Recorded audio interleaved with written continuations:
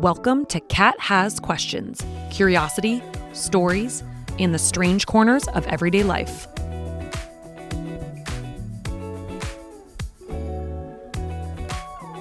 Hello. I'm Kat.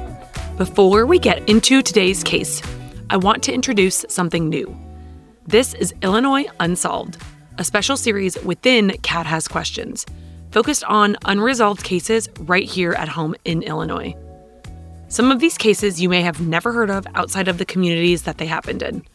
Others are stories that made headlines for a moment and then slowly faded from public conversation. But the people connected to them never stopped living with what happened. And for this first episode, we're staying close to home. Even if you aren't in Illinois, these cases are still important to tell because they don't stop mattering just because time passes. And unfortunately, since many of these cases have less eyes on them, there's less coverage out there, making these episodes a little bit shorter. A majority of today's information comes from archives of the News-Gazette in Champaign, Illinois, and reporting by Carol Varell, a longtime Champaign-Urbana reporter. She also created a limited podcast series called Cold Cases that covers unresolved cases from this area if you want to learn more. And honestly, I'll probably be covering more of these in the future. The fire was reported just before 6 a.m. A small house on Paul Avenue in Champaign, Illinois. Early fall, quiet neighborhood. At first, it looked like the kind of call firefighters respond to every day, a residential fire. Smoke already moving through the house by the time the crews arrived. And honestly, if the fire had done what fire often does, this case may have looked very different. Because initially, there was no reason to believe this was anything beyond a tragic house fire. Until investigators entered the home and realized something didn't fit. Inside, they found 59-year-old Linda Smith. And very quickly, investigators determined something deeply unsettling. She hadn't died in the fire. She had been sexually assaulted. She had been murdered. And the fire had been set afterward. Champaign is my town. These are the streets I've driven, neighborhoods I recognize. And there's something unsettling about hearing a story like this and realizing it didn't happen somewhere far away. It happened here, on a quiet residential block that looks like so many others in central Illinois. That's what makes this case sit differently for me. It's different when it's your zip code, when it's streets you've driven past without thinking twice, when the neighborhood doesn't feel cinematic or dangerous, just normal, quiet, residential. The kind of place where people assume they know their neighbors. Champaign isn't the kind of place most people immediately associate with serial violent crime. It's a college town. Railroad crossings, neighborhood streets, students moving in and out every year. People going to work, running errands, living ordinary lives. And maybe that's the part of what makes this case linger locally. Because nothing about the setting prepares you for what investigators would eventually uncover inside that house. Here's what we know. Linda Smith was 59 years old. She lived in a small house on Paul Avenue in Champaign, Illinois. On the morning of September 22, 2001, emergency crews were called to that address just before 6 a.m. after reports of a house fire. At that point, there was no indication of anything beyond what firefighters respond to every day. Smoke, flames, a residential structure. Neighbors in this area would have seen emergency vehicles on an otherwise quiet street early in the morning. It was the kind of call that feels contained, isolated, routine. But inside the home, investigators would discover this wasn't a tragic accident. It was a crime scene. And that realization changes everything. Because fires destroy timelines. They complicate scenes. They erase details investigators normally rely on. And early on, there was every reason to think that that was the situation investigators were dealing with here too. A fire. A tragic death. A terrible morning on an otherwise quiet street. But then the scene began shifting. Because certain details inside the home did not align with a straightforward accidental fire investigation. Teresa Dilly of Urbana can't wait until her family can say, "We got him, Mom." It was 17 years after Linda Smith's death when Dilly spoke publicly about the case in an interview with the News-Gazette. As I mentioned, on September 22, 2001, Eastern Prairie firefighters found Linda Smith dead in her longtime home in the Wilbur Heights neighborhood just north of Champaign. A neighbor had called 911 after noticing the fire that morning. And when you read interviews with Linda's family, what stands out is how ordinary and grounded her life seemed. Her daughter described her as a good mom who was crazy about her grandkids and excited to become a great-grandmother for the first time. Linda had worked at the Champaign Kmart for nearly 30 years. She was also dealing with serious health issues at the time of her death, including heart problems and recovery from bypass surgery. She was a hard worker, she had a big heart, and she didn't deserve to die this way, Dilly said. And honestly, that sentence feels important because sometimes unresolved cases slowly become defined only by the violence attached to them. But before any of this, Linda Smith was simply a woman living her life in Champaign. A mother, a grandmother, someone people knew. Someone with routines and neighbors and family nearby.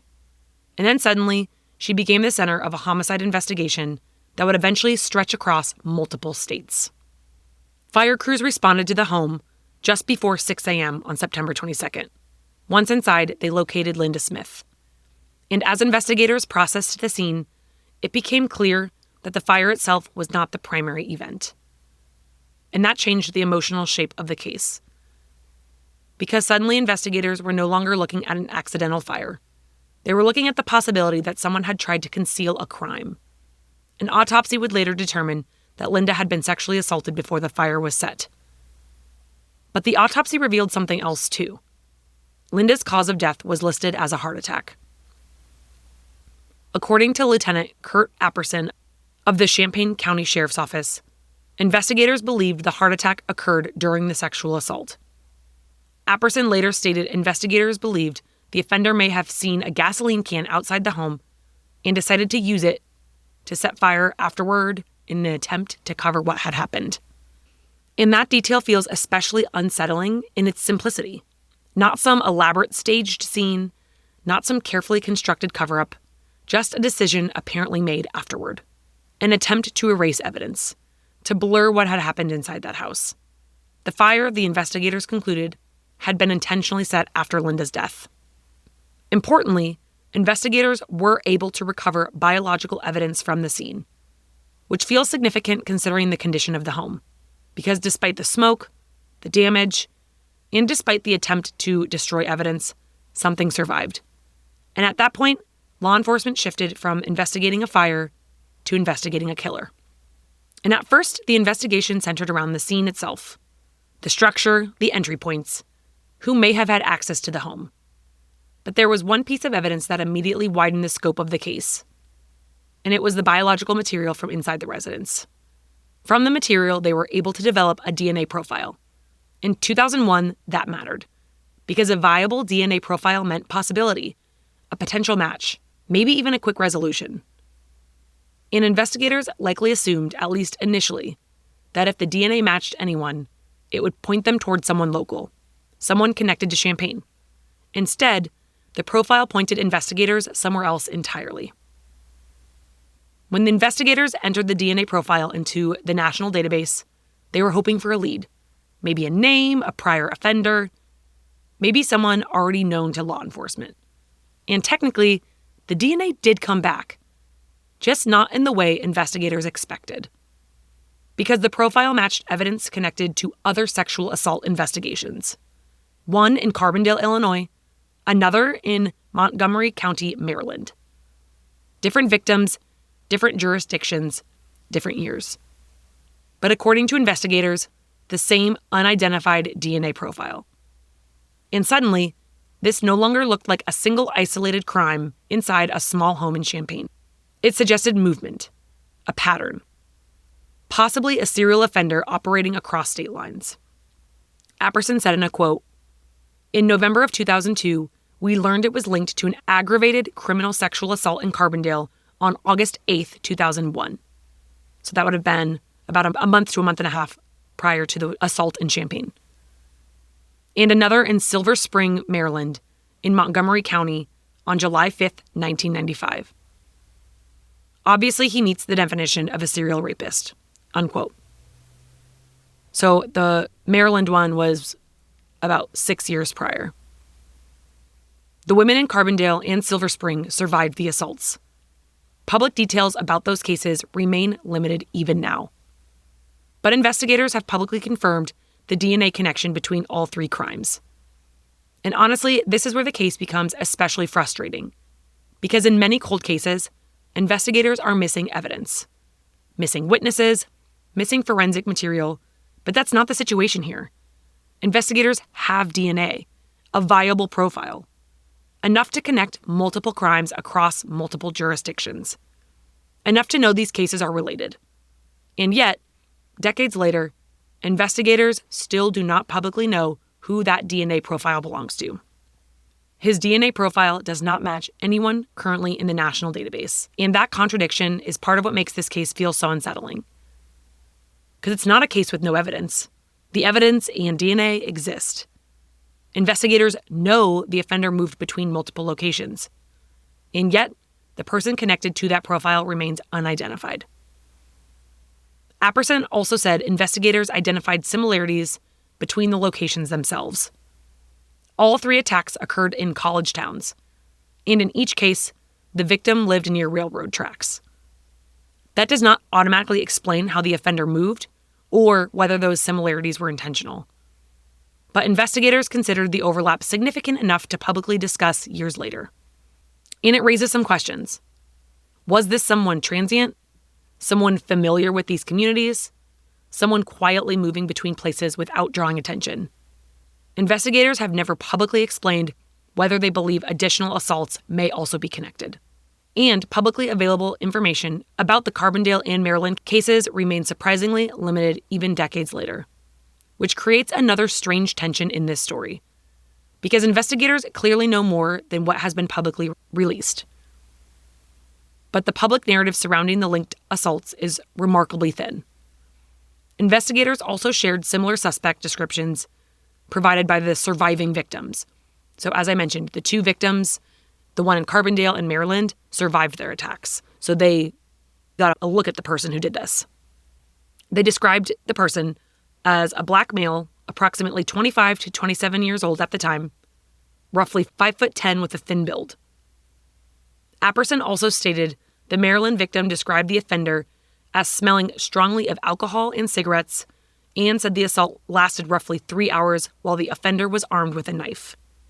And despite all those details and the DNA, despite multiple jurisdictions working together, the person connected to these crimes still does not have a public name. In 2018, Apperson declined to say whether investigators were using forensic genealogy companies such as Parabon Nanolabs to further investigate the DNA profile. He said this is an open and active investigation, quote, and I think it would be ill-advised if I sit there and broadcast what we will do. But every option is on the table when it comes to DNA. And honestly, that statement feels especially interesting now, because we've seen other cold cases solved through advances in forensic genealogy.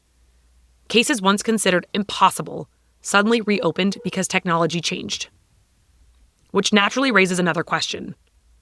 If the DNA exists, could this case still eventually be solved? I keep thinking about the fire, about the idea that someone tried to erase what happened inside that house. Because fire destroys things, it blurs edges, it damages scenes. It makes events harder to reconstruct. And maybe whoever set that fire believed it would erase the evidence too, but it didn't. Because despite everything, the DNA survived. And in this case, it didn't just survive, it connected. Champaign, Carbondale, Maryland. 3 places, 1 unidentified profile. Somewhere there is a person whose DNA ties them to multiple violent crimes. And for more than 2 decades, that person has not been publicly identified. And maybe that's what makes the case linger in people's minds locally. Not just the violence itself, but the unresolved nature of it. The feeling that investigators came incredibly close to something tangible. A profile, a connection, a pattern. And still no public identification.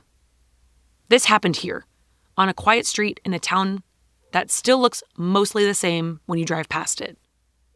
And there's something strange about that too, because time kept moving, the roads are still there, people still drive through the neighborhood, students still move through Champaign every year, life continued around a case that never truly resolved. The house itself has been demolished, physically it's gone, But the question surrounding what happened remains, and so does the evidence. Which means, somewhere, there is still a possibility of an answer. Meanwhile, Linda Smith's family continues living with the absence left behind. Her daughter said, "We always think she's with us in spirit. We just hold on to the good times and just pray that something comes up and this guy gets caught. There's no greater loss than your mother. She's like the rock." Quote. I also reached out to the Champaign County Sheriff's Office while researching this episode to ask whether there had been any publicly releasable updates regarding the DNA investigation since the 2018 reporting, but I did not receive a response prior to the recording. Anyone with information regarding the 2001 murder of Linda Smith can contact Champaign County Sheriff's investigators at 217-384-1213 or Crime Stoppers anonymously at 217-373-8477 through 373tips.com or through the P3 Tips mobile app. And that's where we're going to leave this first episode of Illinois Unsolved. More than 2 decades later, investigators still have the DNA. They still have connections between multiple crimes, but they still don't know publicly who this person is. And somewhere, Linda Smith's family is still waiting for answers. I'm Kat, and this has been Illinois Unsolved, a special series within Kat Has Questions. Stay curious. Thanks for listening to Kat Has Questions. If you liked this episode, follow the show and share it with someone who loves a good spiral. See you next week.